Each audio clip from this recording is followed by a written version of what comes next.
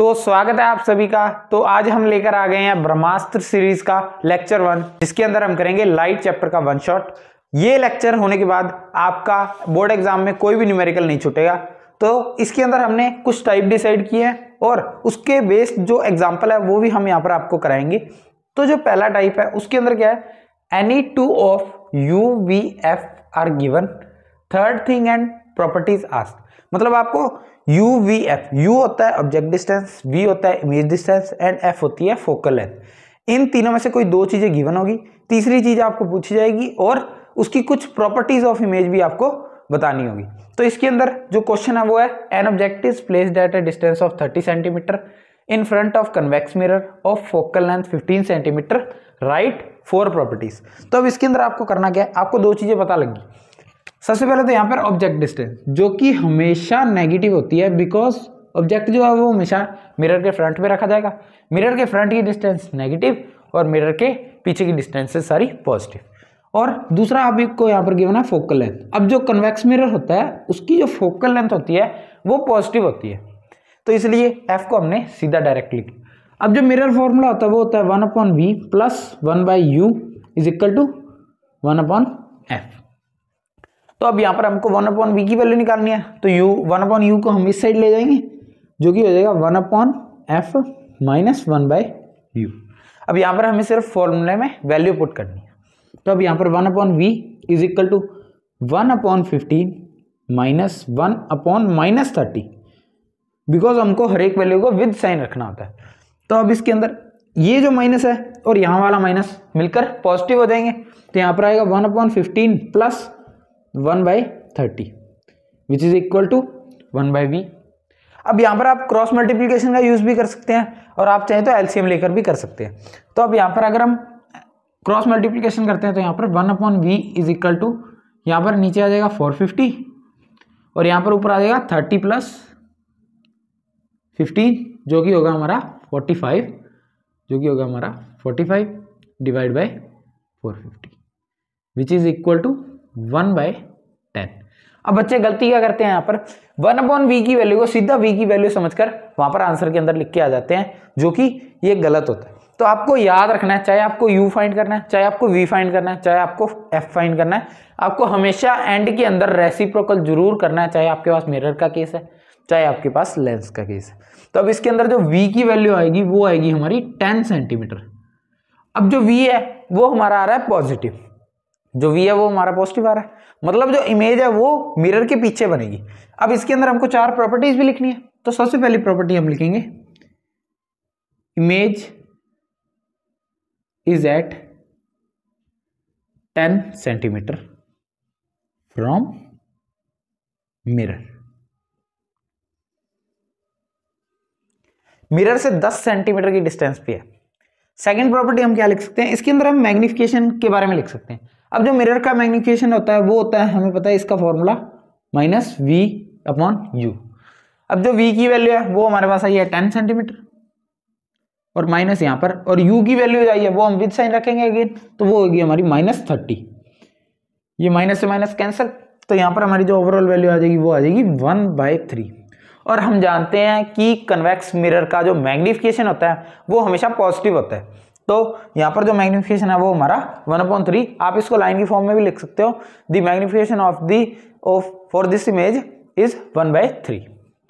Third property हम क्या कर सकते हैं, थर्ड प्रॉपर्टी जिसके अंदर हम नेचर ऑफ इमेज बता सकते हैं। तो जो नेचर होता है, कन्वेक्स मिरर जो होता है वो हमेशा वर्चुअल और इरेक्ट इमेज बनाता है, बिकॉज आप जानते हैं कि मिरर के पीछे बनने वाली सारी इमेजेस जो होती है वो वर्चुअल और इरेक्ट नेचर की होती है। तो यहाँ पर हम लिख सकते हैं, nature of image is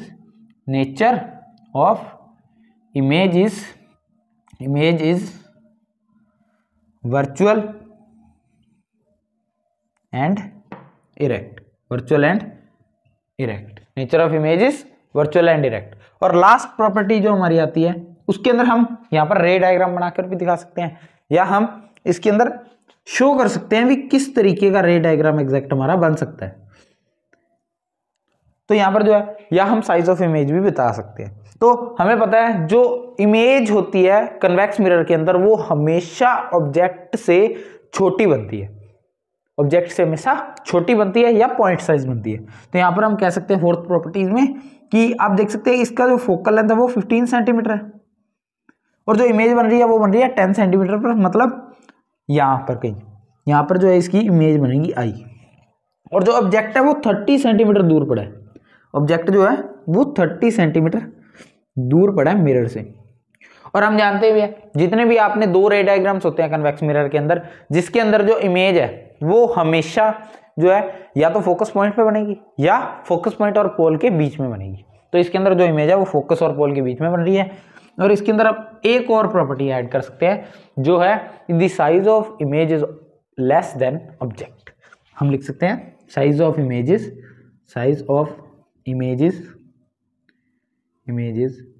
less than object. तो ये हमारा पहला टाइप था और ये आपका फाइनल आंसर है। तो ये हमारा सेकंड टाइप, जिसके अंदर हमें क्या होगा, एक रे डायग्राम गिवन होगा और टाइप ऑफ ऑप्टिकल इंस्ट्रूमेंट या फिर यू, वी और एफ, इन तीनों में से कोई दो चीजें तो हमको गिवन होगी इसके अंदर, और एक चीज हमें फाइंड करनी होगी। और इसके अंदर हमें नेचर ऑफ इमेज भी पूछ सकते हैं। तो ये हमारा कुछ एग्जांपल है। इसके अंदर हमें एक ऑप्टिकल इंस्ट्रूमेंट देख सकते हैं आप। तो इसके अंदर हमें ये बताना है कि सबसे पहले ऑप्टिकल इंस्ट्रूमेंट का टाइप कौन सा। तो आप देख सकते हैं कि जो रे है वो इस इंस्ट्रूमेंट को पास कर रही है। तो पास करने के लिए हमारे पास सिर्फ दो ही चीजें हैं, जो कि सबसे पहले हमारे पास कनकेव लेंस और दूसरा है कन्वेक्स लेंस। तो अब कनकेव लेंस जो होता है उसके अंदर जो रेज है वो डाइवर्ज होती है, मतलब फोकस पॉइंट से दूर जाती है। और आप देख भी सकते हैं कि जो रे है वो अगर पैरेलल टू प्रिंसिपल एक्सिस आ रही है तो वो दूर जा रही है, यहां पर प्रिंसिपल एक्सिस के पास आने की बजाय दूर जा रही है। तो सबसे पहले का हमारा जो क्वेश्चन का आंसर है वो है कनकेव लेंस। कौन सा है ऑप्टिकल इंस्ट्रूमेंट यहां पर यूज हुआ है, कनकेव लेंस। दूसरा है नेचर ऑफ इमेज। अब हम जानते हैं कि जब भी इमेज जो है वो मिरर के सामने बनती है, मतलब लेंस के जब सामने बनती है तो वो एक टाइप की वर्चुअल इमेज होती है।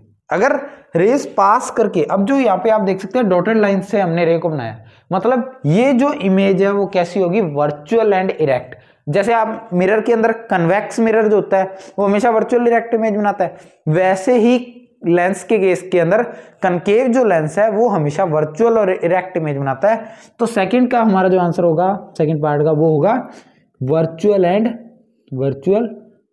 And erect. थर्ड है हमारा फोकल लेंथ। तो फोकल लेंथ फाइंड करने के लिए हमें सबसे पहले यहां पर लेंस फॉर्मूला पता होना चाहिए। लेंस फॉर्मूला है हमारा 1/v minus 1/u is equal to 1/f। ये हमारा लेंस फॉर्मूला।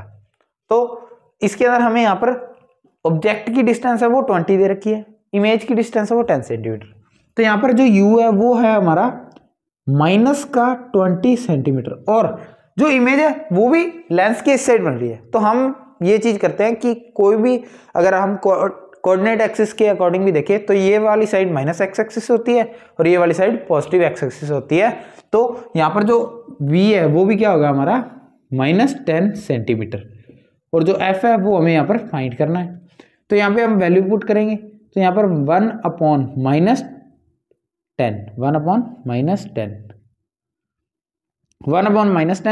माइनस u की वैल्यू जो वो कितनी है -20 विच इज इक्वल टू 1/f।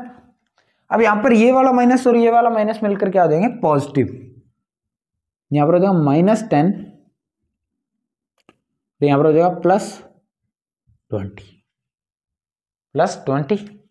और अब इसके अंदर क्या हो जाएगा कि ये वाला जो है यहाँ पर अगर हम एलसीएम भी ले सकते हैं और दूसरा मेथड हम क्रॉस मल्टीप्लिकेशन का भी यूज कर सकते हैं। तो अब इसके अंदर क्या होगा, जो आंसर है वो हमारा कैसे आएगा 200, यहाँ पर जो आएगा -20 और यहाँ पर कितना आएगा +10, यहाँ पर आएगा f। अब इसके अंदर यहाँ जो आएगा -10 divide by 200 which is equal to 1/f। तो अब इस केस में क्या होगा, -1/20 20 विच इज इक्वल टू 1/f। और यहाँ पर जो हमारी वैल्यू आएगी वो कितनी आ जाएगी, f की वैल्यू जो आएगी वो हमारी आएगी -20 सेंटीमीटर, -20 सेंटीमीटर। तो यहाँ पर जो हमारे पास फोकल लेंथ की वैल्यू आई है वो कितनी आई है, -20 सेंटीमीटर। और ये आपका फाइनल आंसर। तो ये हमारा टाइप 4, जिसके अंदर हमको मैग्निफिकेशन गिवन होगा और इमेज की प्रॉपर्टीज पूछी जाएगी। अब हम मैग्निफिकेशन की मदद से कैसे किसी भी इमेज की 4 प्रॉपर्टीज बता सकते हैं, तो देखते हैं इस चीज को। इसके लिए हमें पता होना चाहिए कि कौन सा मिरर जो है वो नेगेटिव मैग्निफिकेशन रखता है और कौन सा मिरर जो है पॉजिटिव मैग्निफिकेशन। तो सबसे पहले जो कनकेव मिरर होता है उसके अंदर इमेजेस के टोटल 6 केसेस होते हैं। तो सबसे पहले 5 केसेस के अंदर जो इमेज है वो रियल एंड इन्वर्टेड बनती है, और लास्ट केस के अंदर जो इमेज है वो वर्चुअल और इरेक्ट। तो रियल और इन्वर्टेड इमेज के लिए, मतलब पहले 5 केसेस के लिए जो मैग्निफिकेशन है वो नेगेटिव रहेगा, और जो लास्ट केस है वर्चुअल एंड इरेक्ट इमेज का, उसके लिए मैग्निफिकेशन पॉजिटिव होगा।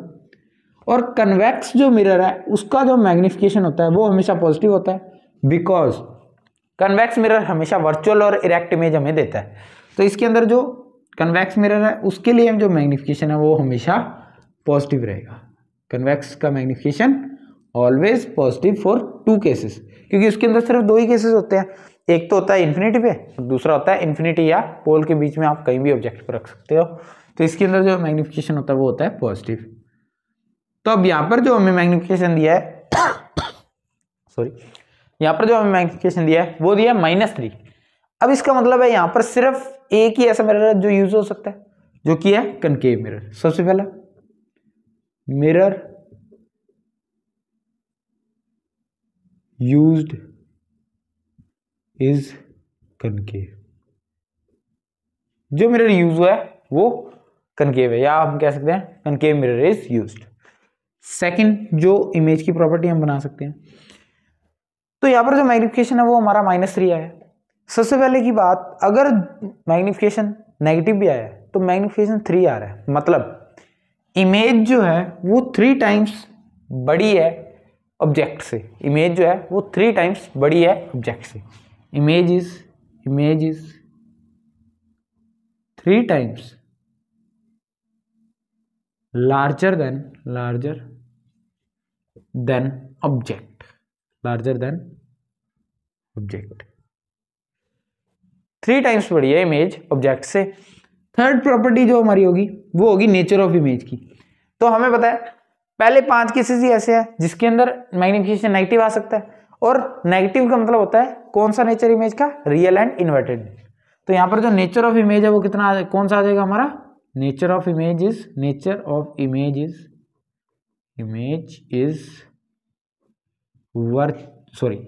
Real and inverted.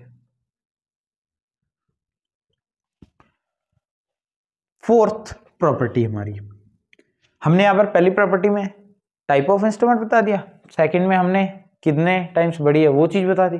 अब जो नेचर ऑफ इमेज है वो भी हमने बता दिया कि रियल एंड इन्वर्टेड है। अब हम फोर्थ प्रॉपर्टी कौन सी कर सकते हैं। अब 3 टाइम्स बड़ी इमेज कौन से केसेस में बनती है। सबसे पहला केसेस होता है जब इमेज ऑब्जेक्ट इन्फिनिटी पे है तो इमेज छोटी, और जब इमेज ऑब्जेक्ट हमारा सेंटर ऑफ कर्वेचर पे आ जाएगा तब उसकी साइज जितनी बनेगी। और उसके नेक्स्ट जो केसेस होता है वो होता है हमारा सी और एफ के बीच में, तो जो इमेज है वो बनती है इन्फिनिटी और सी के बीच में। तो या तो ये केस हो सकता है, या उसके अलावा फोकस पॉइंट पे है तब इमेज इन्फिनिटी पे बनती है, तो वो भी केस नहीं हो सकता। मतलब इमेज बिटवीन ऑब्जेक्ट, इमेज नहीं ऑब्जेक्ट की पोजीशन बता सकते हैं ना, object between C and F. अब इस केस में इन्फिनिटी और सी के बीच में बनेगी, तो इमेज की पोजीशन हम बता सकते हैं। और इमेज जो है वो रियल और इन्वर्टेड है, मतलब उसे हम प्लॉट करके दिखाएंगे तो वो लगभग 3 टाइम्स बड़ी बन सकती है। तो ये हम कह सकते हैं कि ऑब्जेक्ट जो है वो हमारा जब सी और एफ के बीच में होगा तब जो हमारी इमेज है वो 3 टाइम्स लार्जर देन ऑब्जेक्ट बन सकती है। तो ये है आपका फाइनल आंसर। तो ये आपका टाइप 4, जिसके अंदर हमें जो साइज ऑफ ऑब्जेक्ट है वो गिवन होगा और UVF में से कोई भी दो चीजें हमें गिवन होगी, तीसरी चीज हमें फाइंड करनी है और इसके अंदर हमें एक जो स्क्रीन है उसकी पोजीशन बतानी है कि किसी शार्प इमेज के लिए भी हम शार्प इमेज कैसे ऑब्टेन करेंगे। तो क्वेश्चन जो है वो कह रहा है an object 4.0 centimetre in size is placed at 25.0 centimetre in front of concave mirror at focal length 15.0 centimetre. और इसकी जो टाइप है वो है at what distance from the mirror should a screen be placed to obtain sharp image. अब ये जो question है ये थोड़ा सा कंफ्यूजिंग हो जाता है बच्चों के लिए भी, स्क्रीन का पूछ लिया, हमें तो स्क्रीन कैसे बता सकते हैं। तो ये कुछ भी नहीं है, ये आपको सिर्फ कंफ्यूज करने के लिए दिया जाता है। इसके अंदर आपको कुछ नहीं करना, सिर्फ v की वैल्यू फाइंड करनी है जो इमेज डिस्टेंस है। अब ऑब्वियस सी बात है, अगर जो इमेज है वो स्क्रीन पे ही बनेगी, मतलब अगर हम इमेज की डिस्टेंस पता कर दें, इमेज कितनी डिस्टेंस पे बन रही है, तो अगर हम वापस स्क्रीन रख देंगे तो जो इमेज है वो हमारी कहाँ बन जाएगी, स्क्रीन के ऊपर बन जाएगी।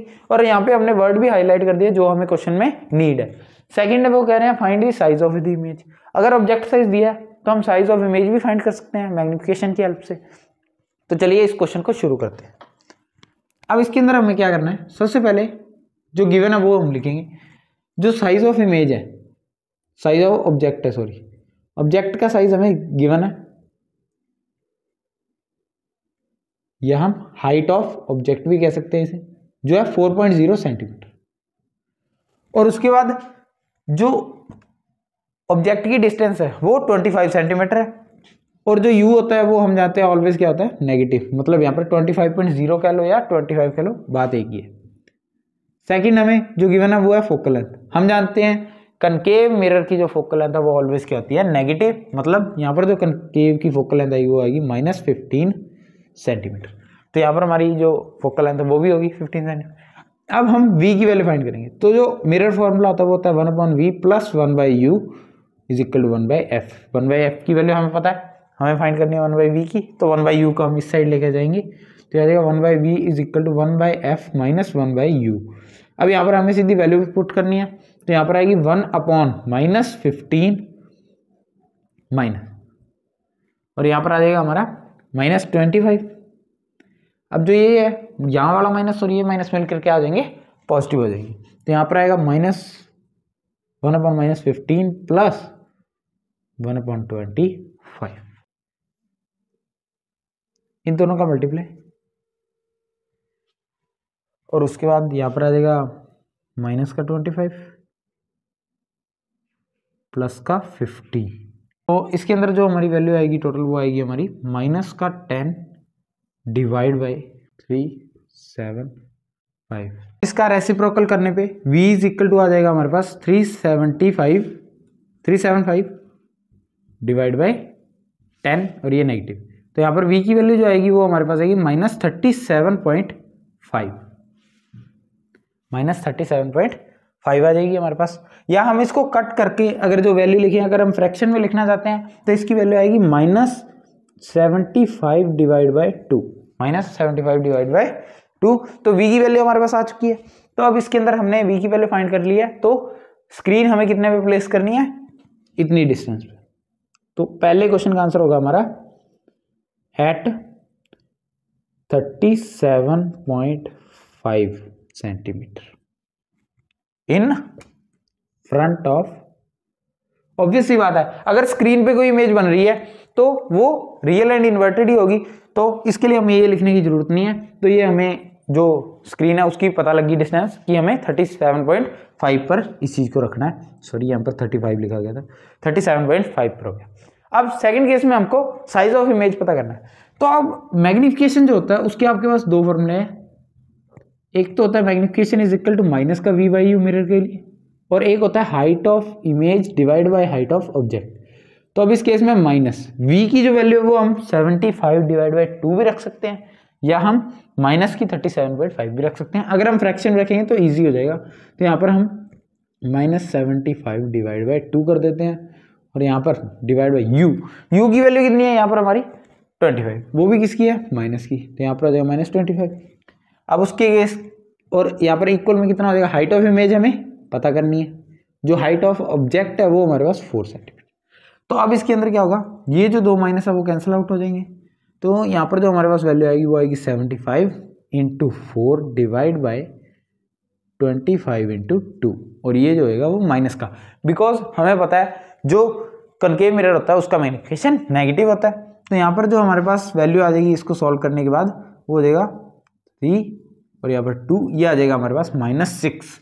मतलब जो इमेज है वो 6 टाइम्स लार्जर देन ऑब्जेक्ट है, 6 टाइम लार्जर देन ऑब्जेक्ट है। तो अब इसके अंदर हमें थर्ड केस क्या करना है, थर्ड केस में हमें रे डायग्राम बना के दिखाना है। तो जो कनकेव मिरर होता है वो कुछ इस तरीके से होता है, केव बनती है ना, कनकेव, केव का मतलब होता है अंदर की साइड। तो इसके अंदर ये हमारा फोकस पॉइंट, ये हमारा सेंटर ऑफ कर्वेचर। ऑब्जेक्ट कहाँ पर प्लेस है 25 सेंटीमीटर। फोकल लेंथ कितनी है, फोकल लेंथ है हमारी 15 और ऑब्जेक्ट अगर 25 पर है, मतलब यहाँ पर अगर 15 सेंटीमीटर है, सेंटर ऑफ कर्वेचर 30 सेंटीमीटर दूर होगा, 15 का डबल 30 सेंटीमीटर, और जो ऑब्जेक्ट है वो हमारा 25 पर पड़ा है, मतलब ऑब्जेक्ट सी और एफ के बीच में आएगा। तो ये चीज आपको रे डायग्राम में बहुत इजीली बन जाएंगे आपके, बट आपको ध्यान क्या रखना है, सिर्फ इतना सा ध्यान रखना है कि इन चीजों को आप ऑब्जर्व कर लो। फोकल लेंथ इतनी है तो ये कितना सेंटर ऑफ कर्वेचर या रेडियस कितना होगा, और उसके बाद में आपको ये देखना है भी ऑब्जेक्ट की जो डिस्टेंस है वो कितनी है। तो उससे आपका इजीली पता लग जाएगा भी ऑब्जेक्ट है वो हमारा कहाँ पर पड़ा है। बाकी हमारी जो रे डायग्राम्स की वीडियो है वो हमने ऑलरेडी चैनल पर अपलोड कर दिया, आप जाकर देख सकते हैं। और इसके अंदर अब क्या करेंगे हम, एक पैरेलल रेज आएगी। अब जो पैरेलल रेज है वो क्या करती है, फोकस पॉइंट से पास हो जाती है। एरो लगाना मत भूलो, कोई भी रे डायग्राम है अगर आप बिना एरो के बना के आते हो तो वो आपका गलत कर दिया जाता है, या एग्जामिनर आपको नंबर नहीं देगा, क्योंकि हमें पता नहीं लगता भी रेज कहाँ पर आ रही है और कहाँ पे जा रही है। तो अब दूसरी रे हम यहाँ पर कौन सी यूज कर सकते हैं, जो होगी हमारी पोल वाली, और यहाँ पर हमारे चलते चलते चलते चलते ये यहाँ जाके हमारी इमेज बनेगी वो लार्जर देन, ये जो है हमारा, अगर आप एग्जैक्ट कैलकुलेशन के साथ बनाओगे तो आपको बिल्कुल सही इमेज बनेगी, और जो इमेज है वो उल्टी बनेगी। तो नेचर ऑफ इमेज भी हम कह सकते हैं वो रियल और इन्वर्टेड होगा। और ये हमारी एरो लग गई, तो ये हमारी इमेज है A डैश B डैश, और ये हमारा ऑब्जेक्ट है AB। तो ये था आपका फाइनल आंसर इस टाइप का। और तो ये आपका टाइप 5, जिसके अंदर आपको मैग्निफिकेशन और एक डिस्टेंस गिवन होगी और टाइप ऑफ मिरर और अदर थिंग्स आपको पूछी जाएगी। तो इसके अंदर जो क्वेश्चन है वो क्या कह रहा है, a spherical mirror produces an image of magnification -1 on a screen placed at a distance of 50 centimetre from the mirror. तो सबसे पहले यहाँ पर एक चीज हमें सीधी समझ आ जाती है कि अगर मैग्निफिकेशन नेगेटिव है तो वो कौन सा मिरर है, टाइप ऑफ मिरर जो है वो होगा हमारा कनकेव मिरर। कौन सा मिरर है, कनकेव मिरर, क्योंकि जो कनकेव मिरर है सिर्फ वही कौन सा मैग्निफिकेशन देता है, नेगेटिव मैग्निफिकेशन। सेकंड है हमें फोकल लेंथ फाइंड करनी है। अगर फोकल लेंथ फाइंड करनी है तो उसके लिए हमें दो चीजें पता होनी चाहिए, एक तो v की वैल्यू पता होनी चाहिए और एक u की वैल्यू पता है। v की वैल्यू तो हमें यहाँ पे पता है जो कि हमारी -50। अब हमने यहाँ पर माइनस क्यों लगाया, बिकॉज जो अगर रियल और इन्वर्टेड इमेज है तो ऑब्वियसली बात है कनकेव के पहले 5 केसेस है उनमें से कोई केस होगा, और उनमें से अगर कोई केस है तो इमेज हमेशा मिरर के फ्रंट में बनेगी। फ्रंट में बनने के लिए इसलिए हमने नेगेटिव साइन यहाँ पर लगाया। दूसरी बात, अब यहाँ पर हमको मैग्निफिकेशन गिवन है और मैग्निफिकेशन का जो फॉर्मूला होता है वो होता है हमारा यहाँ पर माइनस का v/u। तो u की वैल्यू हमें यहाँ पर पता नहीं है, वो हमें फाइंड करनी है, बट मैग्निफिकेशन पता है हमें और v की वैल्यू पता है, तो यहाँ से हम u की वैल्यू इजीली फाइंड कर सकते हैं। तो m की वैल्यू जो है वो हमारी -1, v की वैल्यू जो है वो हमारी -50 सेंटीमीटर, और u है जो वो हमें अननोन है। तो यहाँ पर हम देख सकते हैं कि इसकी जो वैल्यू आएगी वो कितनी आएगी, माइनस से माइनस कैंसिल आउट हो जाएगा, माइनस माइनस पॉजिटिव, और u अगर का यहाँ पर मल्टीप्लाई करें और इस साइन का यहाँ पर करें तो -50 सेंटीमीटर। मतलब जहाँ पर हमारा ऑब्जेक्ट पड़ा है वहीं पर हमारी इमेज भी है। तो ऐसा कौन सा केस है, जब भी ऑब्जेक्ट सेंटर ऑफ कर्वेचर के ऊपर होता है तो सिर्फ उसी केस के अंदर जो इमेज है वो भी सेंटर ऑफ कर्वेचर के ऊपर ही बनती है और सेम साइज की बनती है। तो इसके अंदर क्या होगा, इसीलिए जो हमारा मैग्निफिकेशन है वो भी बना है, इसलिए हमारा मैग्निफिकेशन भी बना है। अगर इस केस में हमसे प्रॉपर्टीज भी पूछता तो हम वो भी इजीली बता सकते हैं, क्योंकि यहाँ पर बहुत ईजी है कि मैग्निफिकेशन अगर 1 आ रहा है मतलब साइज सेम है दोनों का। पर क्वेश्चन वाले हैं उन्होंने हमें कोई भी प्रॉपर्टीज नहीं पूछी, कुछ पर्टिकुलर पॉइंट्स पूछे। अब वो पूछ रहे हैं distance of image from the object. अब ये चीज बताने के लिए हमें v और u तो पता चल चुके हैं और हमें सेकंड पॉइंट में फोकल लेंथ फाइंड करनी है। तो अब फोकल लेंथ के लिए हम कौन सा यूज करेंगे, mirror formula 1/v plus 1/u is equal to 1/f। तो अब यहाँ पर 1/v की वैल्यू जो आएगी वो आएगी -50 प्लस 1/u की वैल्यू भी कितनी आएगी -50 1/f। तो 50-50 यहाँ पर कॉमन आ जाएगा और यहाँ पर कितना आ जाएगा -1 विच इज इक्वल टू 1/f। तो यहाँ पर जो हमारा जो -2/50 आएगा। हमें पता है अगर कोई भी चीज हम u v f के अंदर से फाइंड कर रहे हैं तो उसके अंदर हमें एंड में रेसिप्रोकल जरूर करना है। अगर आप रेसिप्रोकल नहीं करोगे तो जो आपकी वैल्यू आएगी वो 1/की आएगी, मतलब उसकी अकेले की वैल्यू नहीं आएगी, उसके रेसिप्रोकल की वैल्यू आएगी। तो यहाँ पर जो हमारी f की वैल्यू आएगी वो आएगी -25 और जो कि सही भी है क्योंकि जो कनकेव मिरर है उसकी फोकल लेंथ भी नेगेटिव होती है। और ये हम सीधा भी बता सकते हैं क्योंकि हमें पता है अगर ऑब्जेक्ट सेंटर ऑफ कर्वेचर पे पड़ा है तो उससे हाफ उसकी फोकल लेंथ होगी, तो वो हम डायरेक्ट भी बता सकते थे, पर हमें क्वेश्चन के अंदर ये चीज प्रूव करके दिखानी थी तो हमने पूरा मैथमेटिकली इसे भी सॉल्व कर दिया। अब सेकंड चीज हमें क्या करनी है, थर्ड चीज जो है distance of image from the object. अब जो इमेज की डिस्टेंस है ऑब्जेक्ट से कितनी है, तो यहाँ पर आपको ध्यान रखना है, बच्चे इसके अंदर गलती क्या करते हैं, वो सीधा यहाँ पर 50 सेंटीमीटर आंसर लिख के आ जाते हैं जो कि बिल्कुल गलत है। क्योंकि आप देख सकते हो ना कि अगर हम वैसे बात करें कि अगर पोल से डिस्टेंस पूछी होती, अगर पोल से डिस्टेंस पूछी होती तो उसकी डिस्टेंस आती है हमारी 50 सेंटीमीटर, क्योंकि जो इमेज की डिस्टेंस है वो पोल से 50 सेंटीमीटर है। बट उन्होंने कहां से पूछी है हमसे, इमेज की डिस्टेंस ऑब्जेक्ट से पूछी है, तो ऑब्जेक्ट बस ऊपर पड़ा है और इमेज नीचे पड़ी है, बस फर्क इतना सा है। तो इस केस में जो इमेज और ऑब्जेक्ट के बीच की डिस्टेंस है वो आएगी 0। थर्ड केस जो है आपका उसके अंदर डिस्टेंस जो आएगी वो आएगी 0। तो ये था आप सभी का इस क्वेश्चन के लिए फाइनल आंसर टाइप। तो ये आपका टाइप नंबर 6 और इस लेक्चर का आखिरी टाइप जो कि बोर्ड एग्जाम में पूछा जाता है, रिफ्रैक्टिव इंडेक्स से रिलेटेड है ये टाइप। तो इसके अंदर आपको refractive index of one medium with respect to second medium given होगा और जो स्पीड ऑफ लाइट है वो एक मीडियम में गिवन होगी और दूसरे मीडियम की स्पीड ऑफ लाइट आपसे पूछी जाएगी। इसके अंदर हमने दो क्वेश्चनों को एक साथ मिक्स कर दिया है। तो इसका जो एग्जांपल है वो है the refractive index of air with respect to glass is 2/3 and the refractive index of water with respect to air is 4/3 if the speed of light in glass is 2 × 10⁸ meter per second find the speed of light in air and water। Air और water में हमें speed of light बतानी है। तो इसको हम किस तरीके से करेंगे, सबसे पहले इसके अंदर हमें ये देखना है कि जो रिफ्रैक्टिव इंडेक्स है वो किसका दिया हुआ है और किसके रिस्पेक्ट में दिया हुआ। तो सबसे पहले इन्होंने दिया है रिफ्रैक्टिव इंडेक्स एयर का दिया है, किसका दिया, एयर का दिया, तो हम एयर को आगे रखेंगे। विद रिस्पेक्ट टू किसकी दिया, ग्लास की दिया, तो ग्लास को हम पीछे रखेंगे। और इसका जो फॉर्मूला बनेगा वो बनेगा refractive index of air divide by refractive index of glass. Refractive index of air with respect to refractive index of glass, जिसका रेशियो हमें दे रखा है 2/3।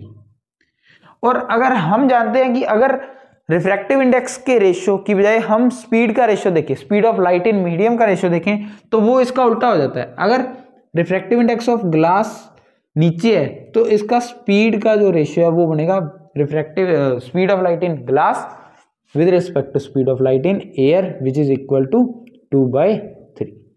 ये भी किसके इक्वल हो गया, 2/3 के। और हम जानते हैं रिफ्रैक्टिव इंडेक्स का जो नॉर्मल फॉर्मूला होता है वो होता है speed of light in vacuum divide by speed of light in that medium. अगर ये हम यहाँ पर पुट करेंगे तो ओवरऑल कैंसिल होके हमारे पास ये आंसर आ जाएगा। दूसरा हमें दिया हुआ है refractive index of water with respect to air. Refractive index दिया हुआ है वाटर का एयर के रिस्पेक्ट में, तो यहाँ पर हो जाएगा refractive index of water divide by refractive index of air. और इसके अंदर जो स्पीड का केस है उसके अंदर उल्टा हो जाएगा, तो speed of light in air divide by speed of light in water which is equal to 4/3। तो अब हमें यहाँ पर speed of light in glass दे रखी है, मतलब Vg दे रखा है हमें speed of light in glass which is equal to 2 × 10⁸, जिसे हम हमारी इक्वेशन नंबर 1 में पुट कर देंगे। जिसे हम हमारी इक्वेशन नंबर 1 में पुट करेंगे तो हमारे पास जो आंसर आएगा वो क्या आएगा कि जो speed of light in glass है वो होगी 2 × 10⁸ is equal to 2/3 divide by speed of light in air. तो अब इसके अंदर हम speed of light in air को इस साइड लेके आएंगे, तो ओवरऑल जो हमारा आंसर बनेगा वो बनेगा 2 into 10⁸ into 3 divide by 2 which is equal to VA। तो यहाँ पर 2 से 2 कैंसिल हो गया, तो हमारी speed of light in air कितनी आ गई 3 into 10⁸ which is equal to almost vacuum. Vacuum की भी यही होती है और एयर की हम लगभग सेम लेकर चलते हैं। तो हमें यही वैल्यू हमें इक्वेशन नंबर 2 के अंदर पुट करनी है ताकि हम speed of light in water निकाल सकें। तो यहाँ पर हम अगर ये वैल्यू पुट करेंगे, पुट इन इक्वेशन 2, तो यहाँ पर अगर हम सेकंड इक्वेशन में वैल्यू रखेंगे तो यहाँ पर हमारे पास आएगा 3 इंटू 10⁸, और जो ये 3 है अपॉन वाला वो इसके मल्टीप्लाई में और डिवाइड बाय 4, और यहाँ पर आ जाएगा हमारा वाटर। और इस केस में हमारे पास जो वैल्यू आएगी वो कितनी आ जाएगी 3 इंटू 3 9, और 9 से 4 का डिवाइड करेंगे तो ये हमारा आएगा 2.25 into 10⁸ which is equal to speed of light in water. तो ये हो गया हमारा आंसर नंबर सेकंड पार्ट का, और ये हो गया हमारा आंसर नंबर फर्स्ट पार्ट का। तो ये थे आपके लाइट चैप्टर से रिलेटेड सभी न्यूमेरिकल्स जो कि बोर्ड एग्जाम में पूछे जाते हैं। इससे पहले जो हमने क्वेश्चन कराए थे, एक क्वेश्चन इस तरीके से भी आ सकता है कि आपको सेम जो क्वेश्चन है जो हमने पीछे कराए थे उसी के टाइप का होगा, बस उसके अंदर रेडियस ऑफ कर्वेचर गिवन होगा। तो आपको उसके अंदर क्या करना है, रेडियस ऑफ कर्वेचर का अगर आप हाफ करोगे तो आपको फोकल लेंथ उसकी मिल जाएगी। अगर आपको इस लेक्चर के हैंड रिटन नोट्स चाहिए तो वो आप हमारे Instagram page science with Singh पर जाकर देख सकते हैं, हम वहां पर इसकी पिक्चर्स अपलोड कर देंगे। तो इसी तरीके से वीडियो को लाइक शेयर जरूर करें। जिन बच्चों को लाइट चैप्टर में दिक्कत आती है या उसके न्यूमेरिकल सॉल्व नहीं होते, तो अगर आप ये वीडियो पूरी देखी है आपने तो आपका कोई भी डाउट इस वीडियो के अंदर नहीं आया होगा। बाकी अगर आपका कोई डाउट है तो इसे कमेंट सेक्शन में जरूर बताएं।